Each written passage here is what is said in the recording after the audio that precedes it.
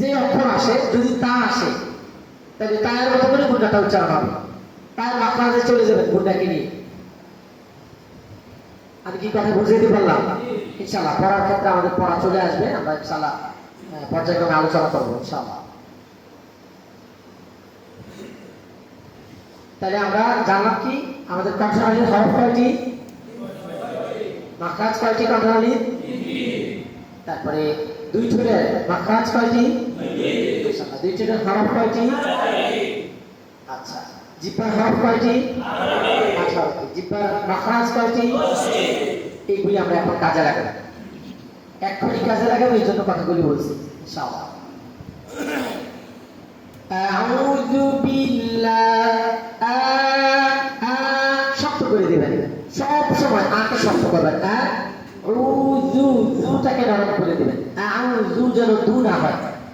আউযু বিল্লাহি মিনাশ শাইতানির রাজীম।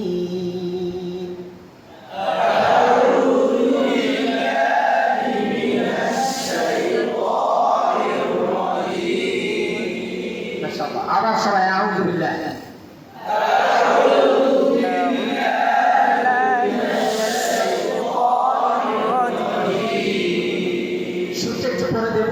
আউযু বিল্লাহ, বিল্লাহ যেন লাগে ঠিক মতো, বিল্লাহি মিনাশ, হিমিনাশ, হিমিনাশ, নাশ, নাশ এমন যেন না হয়ে যায়।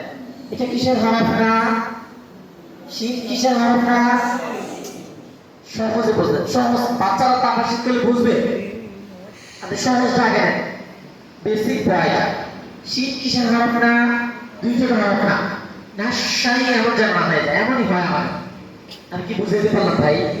খেয়াল করেন, বাচ্চাদেরকে যদি আপনি সিফাত বলেন, সিফাত প্রয়োগ করেন, বাচ্চারা কিচ্ছু বুঝবে না। এই ভাষাটা প্রথমে প্রয়োগ করবেন। যখন বাচ্চারা